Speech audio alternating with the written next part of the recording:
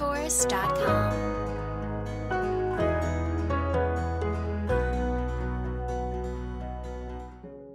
ба қулаҳои баланд мебояд расидан оҳиста оҳиста. Ассалому алайкум дӯстон азизон, ҳаводорони барномаи Зина ба Зина. Инак давоми барнома аст ва дар ин барнома гуфтем камакак дар бораи генетика, яъне илми генетика ва умуман дар бораи гузаштагиҳои мо ва ояндаи мо. Шумо медонед ки имрӯз мо аз кадом қавм ҳастем, аз кадом миллат ҳастем ва дар хуни мо чӣ боигариҳо ҳаст.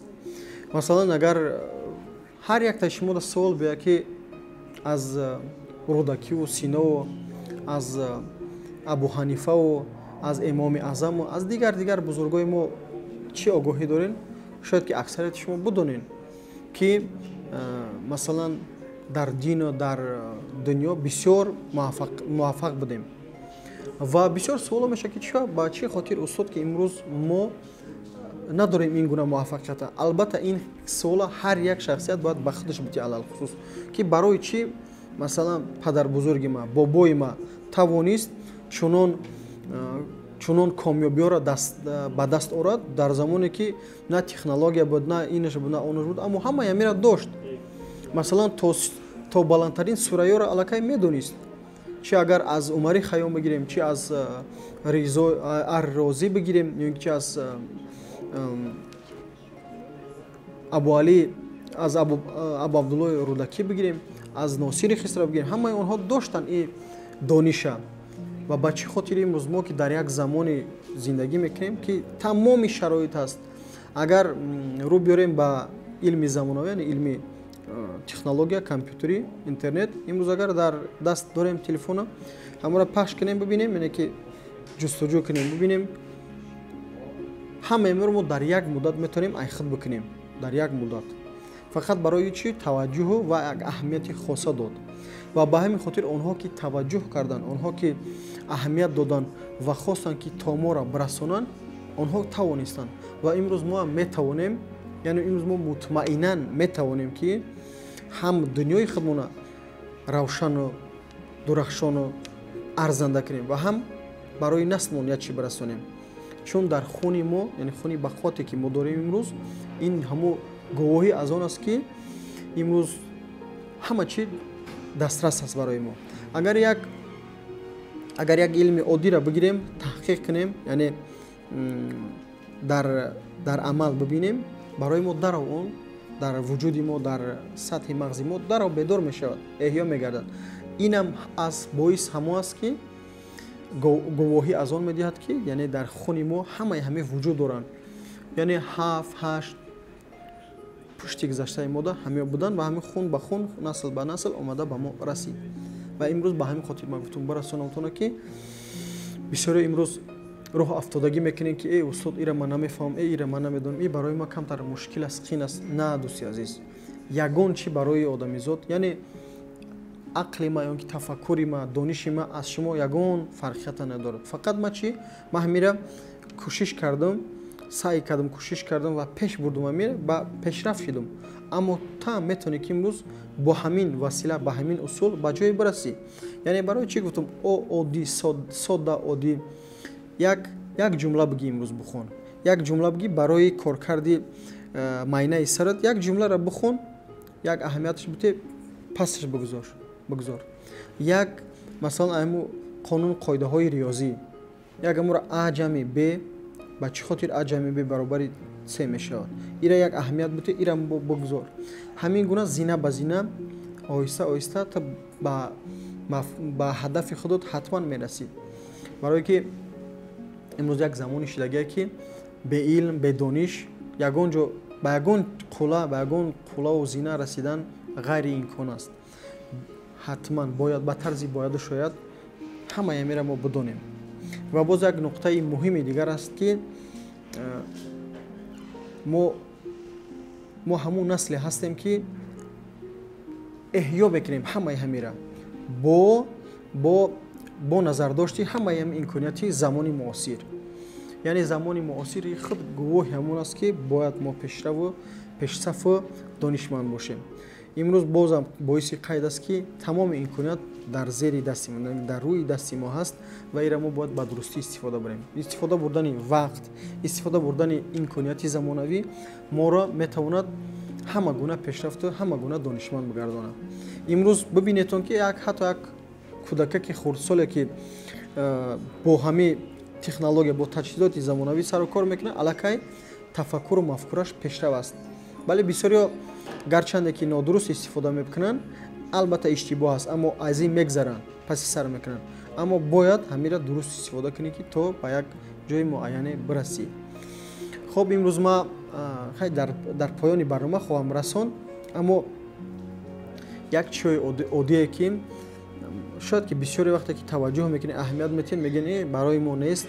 ин яке аз ҳамон сабабҳои роҳ афтодагии мову шумо аст ки дар мактаб ба дурустӣ моро нафаҳмонда буданд ва вақте ки шумо мебинед ки ман ба забони адабии модарӣ суҳбат мекунам ва шумо барои ман бисёр намавистем ки мо ин забон, мо ин гуфтора, ин шояд ки лаҳҷа боша, ин истилоҳ боша, мо намефаҳмем, аммо барои ҳамаи ҳамеёро ба худ ҷалб кардан гирифтан мо бояд аввал, яъне алалхусус бояд аз омӯхтани забон, чун бе забондонӣ мо ба ҷое намерасем. хоб ба ҳам хотир мо кӯшиш мекунем ки ҳадди ақал шумо аввал фаҳмидаки дарки мафҳуми гуфтагиҳои моро бифаҳмед. ва барои ман дар мисолу масъало як ба истилоҳ сода карда барои шумо мерасонам, мефаҳмонам ки шумо моро бифаҳмед, шумо ҳаморо оддӣ карда бифаҳмед, оддитарша бифаҳмед ва ба худ бигиред ва баъдан зина ба зина мо оҳиста оҳиста баъд ба зинаи дуюм ба дигар зинаҳои боло мерасем. ва ин мушкиле надорад. фақат имрӯз бояд як чиро мо рӯҳ афтодагиро шумо бачаҳо, имрӯз ман медонам ки аксарияти мардум имрӯз рӯҳ афтодааст ки масалан аз илм барои мо ҳеҷ фоидаи нест ё ки аз дониш. имрӯз ман бояд ба дурустӣ шуморо бифаҳмонам ки масалан ин иштибоҳ аст, иштибоҳи кул аст ва ӯ инсоне, он шахсе ки ҳатман толиби илм буд, донишманд, яъне ки донишҷӯ буд, ҳатман ба ҷое расид. ҳадди ақал, яъне аз ҳама поёнтараш ӯ метавонад ки вақте ки оила таъсис метиҳад, бо фарзанди худаш ба дурустӣ таълиму тарбия битиҳад. ба фарзанди худаш ки яке аз нуқтаҳои муҳими зиндагиест. чуноне ҳадис омадагиаст ки муаллиморо дӯст бидоред. муаллиморо дӯст бидоред, ин ҳурмату иззатшон бикунед ва баъдан муаллимон ки набошанд қадри қиматшона бидонед ва баъдан фарзандотона бароед то ин ки таълиму тарбия битиҳанд. яъне имрӯз ҳаст ку имкониятҳо, фарзандоро мебарем имрӯз дар назди муаллимо таълиму тарбия мегиранд ва ин боис мешавад ки як пешрафту, як ноил ба як зиндагии шоиста мерасем.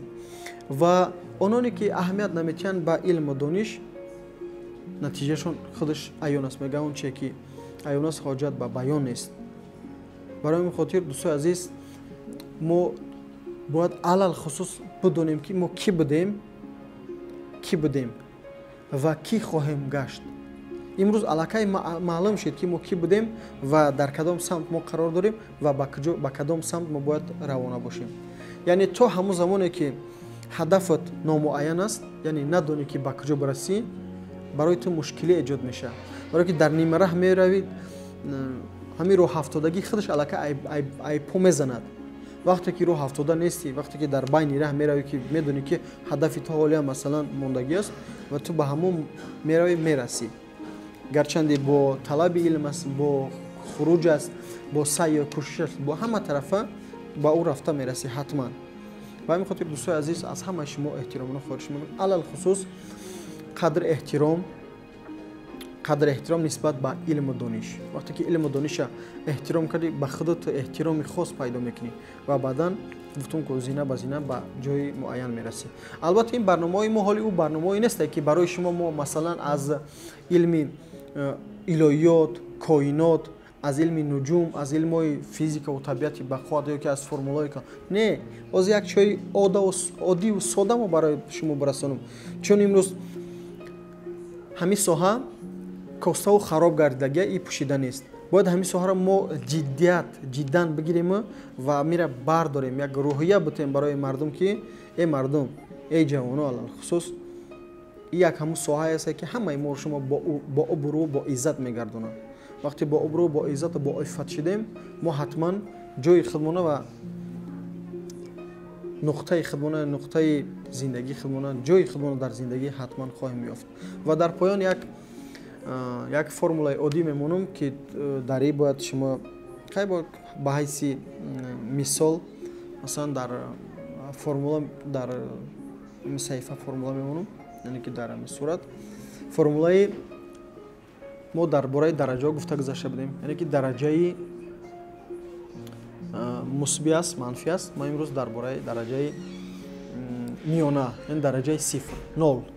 дар бораи дараҷаи 0 гуфта мемонам ки дараҷаи 0 ба чӣ баробар мешавад ва дар албатта дараҷаи 0 дар тамоми соҳаи истифода мешавад, дар соҳаи тиб, дар соҳаи физика, дар соҳаи астрономия, дар соҳаи риёзиёт, дар соҳаи барномарезӣ, яъне дараҷаи сифр дар ҳама гуна.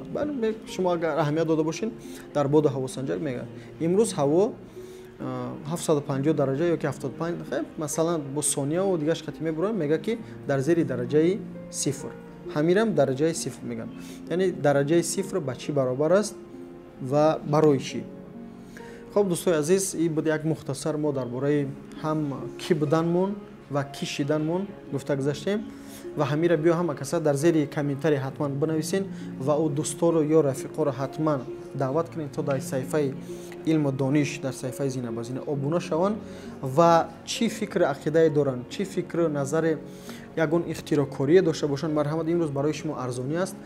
бидроен бинависен, мо ӯро дида буромада ҳатман қати шумо гуфтушунид мекунем ва шояд ки ягон пешниҳоди ягон масалан ягон ба ягон ҷоям расонидани ӯ эҳтимолияти зиёде дошта бошад. хуб дӯстои азиз, то барномаҳои оянда сеҳату саломату сарбаланд бошед.